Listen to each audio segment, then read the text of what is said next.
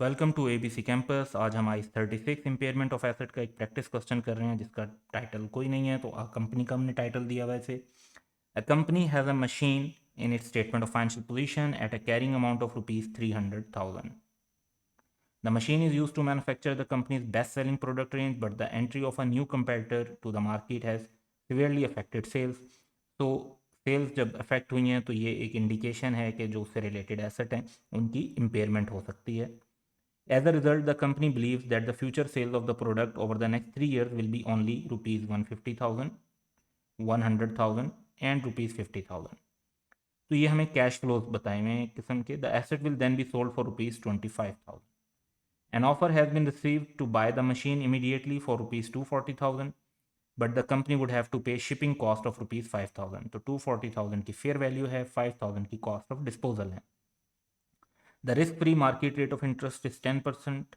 और फर्दर अगर रिस्क की इन्फॉर्मेशन नहीं है तो इसी को हम as a discount rate use करेंगे। Market changes indicate that the asset may be impaired and so the recoverable amount for the asset must be calculated. तो ऑब्वियसली ये यहाँ पे इंडिकेशन मिल रही है और उसकी वजह से रिकवरेबल अमाउंट कैलकुलेट होनी चाहिए। Relevant calculation for impairment loss और जर्नल एंट्री रिक्वायरमेंट है कि हम इम्पेयरमेंट लॉस कैलकुलेट करके बताएं और जर्नल एंट्री बताएं। तो सबसे पहले तो हम वो कैलकुलेशन कर लेते हैं जो हमें क्वेश्चन में डाटा गिवन है उसकी बेस पर। तो फेयर वैल्यू गिवन है यहाँ पर और कॉस्ट ऑफ डिस्पोजल जो है वो यहाँ पर।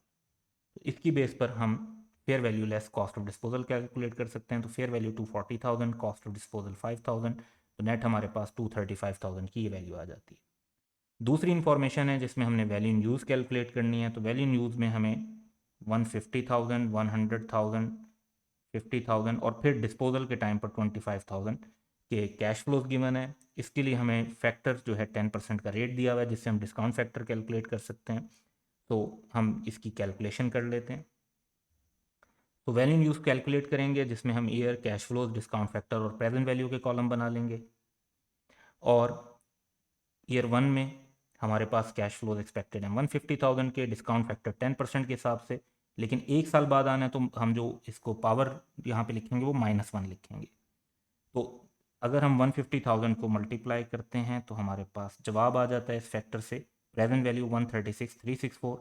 सेकेंड ईयर में हमारे कैश फ्लोज एक्सपेक्टेड हैं 100,000 और इसमें फैक्टर जो है अब 2 ईयर्स के बाद कैश फ्लोज होने हैं तो ईयर 2 यूज़ करेंगे और प्रेजेंट वैल्यू हमारे पास आ जाएगी 82645।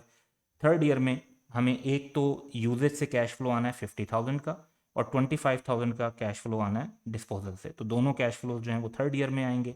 तो यहाँ पे हम इन्हें अब तीसरे साल में आने हैं तो यहाँ पे N3 का यूज़ होगा और अब हमारे पास प्रेजेंट वैल्यू आ जाएगी 56349।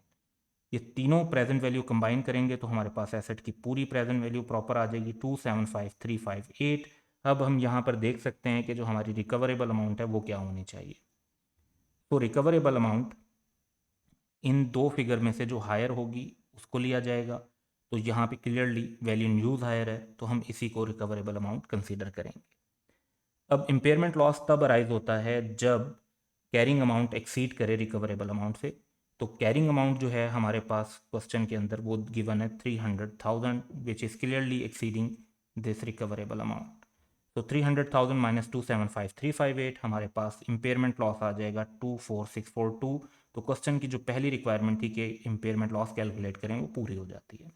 दूसरी रिक्वायरमेंट ये है कि जर्नल एंट्री पास करें। तो सिंपली हम एक जर्नल एंट्री पास कर देते हैं कि impairment loss debit and accumulated impairment loss credit. तो ये इसी एंट्री की बेस पर ये एंट्री पास अमाउंट की बेस पर एंट्री पास कर दी जाएगी and that's the requirement of the question.